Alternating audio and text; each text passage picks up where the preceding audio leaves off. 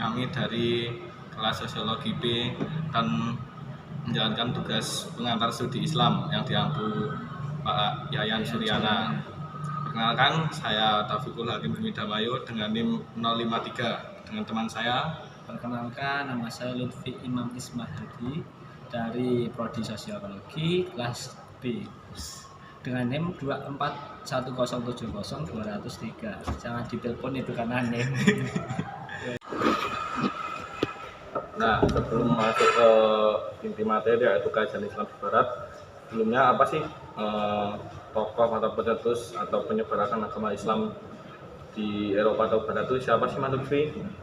Jadi menurut sepengetahuan saya, Islam di dunia Barat itu dibawa oleh seorang pemimpin yang sangat gigih, yaitu Tariq bin Ziyad, yang membawa pasukan menuju kota Andalusia. Bahkan Rasulullah pernah menggambarkan sebaik-baik pasukan dan sebaik-baik pemimpin akan menyerang, akan meluluhlantakkan Andalusia yang sekarang menjadi negara apa, Mas? Osmani.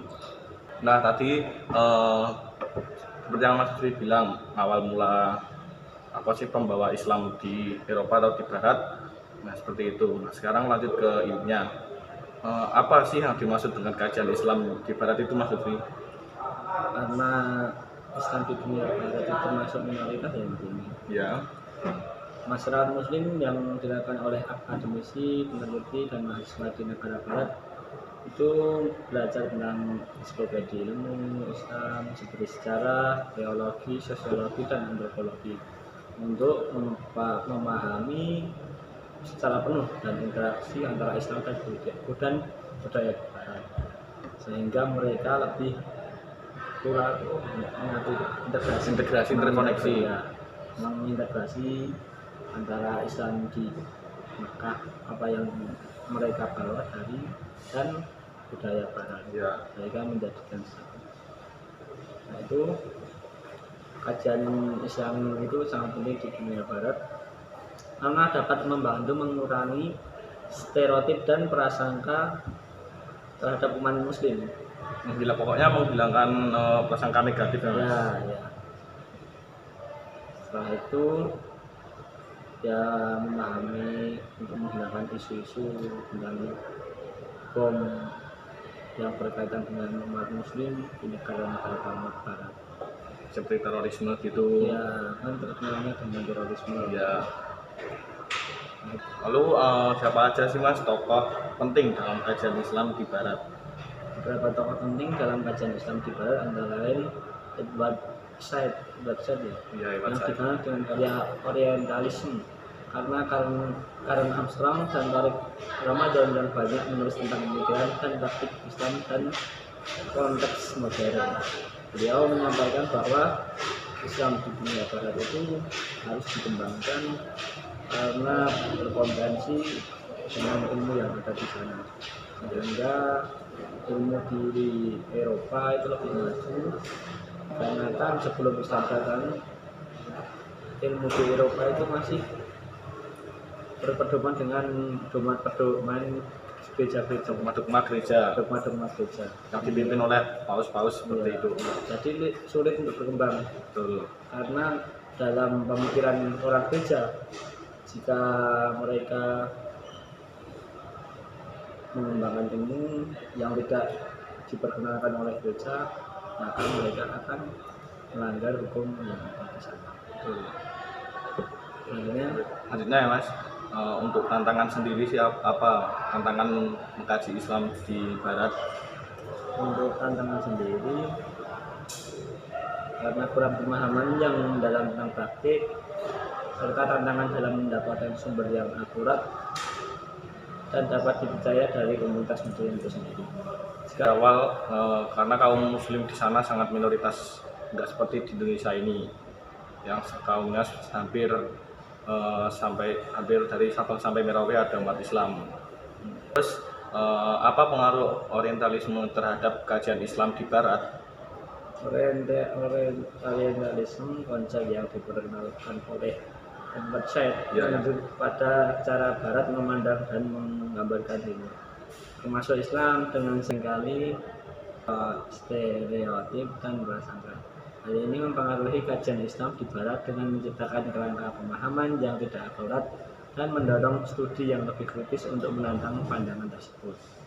Seperti itu ya teman-teman. Selanjutnya Mas, Ya. terus bagaimana sih perkembangan kajian Islam di universitas-universitas yang ada di Barat? Perkembangan kajian Islam di universitas di Barat makin besar dengan banyaknya program studi dari departemen yang menawarkan kursus tentang sejarah, bahasa, dan budaya Islam. Hal ini meningkatkan minat akademis dan kebutuhan untuk memahami komunitas yang berkembang di negara-negara Barat.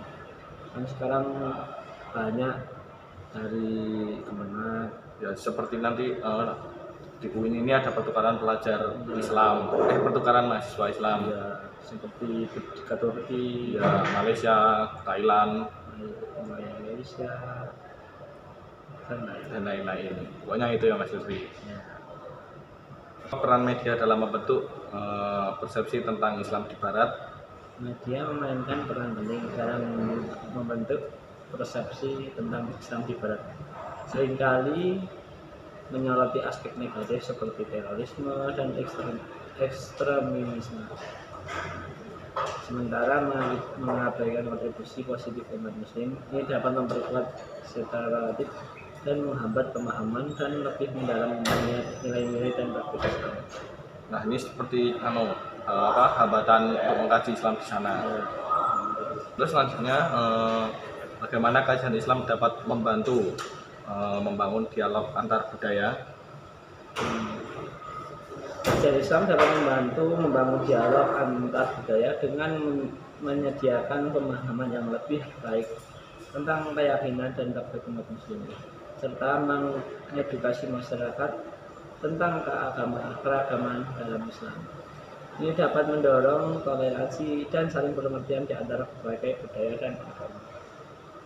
Berarti sama aja nih Mas, perpaduan antara antara budaya Arab seperti budaya Islam sama budaya yang ada di Barat, satu dan akulturasi. Ya, itu akan menjadikan mereka mempunyai rasa toleransi dan menghargai tentang agama dan aspek budaya. Betul.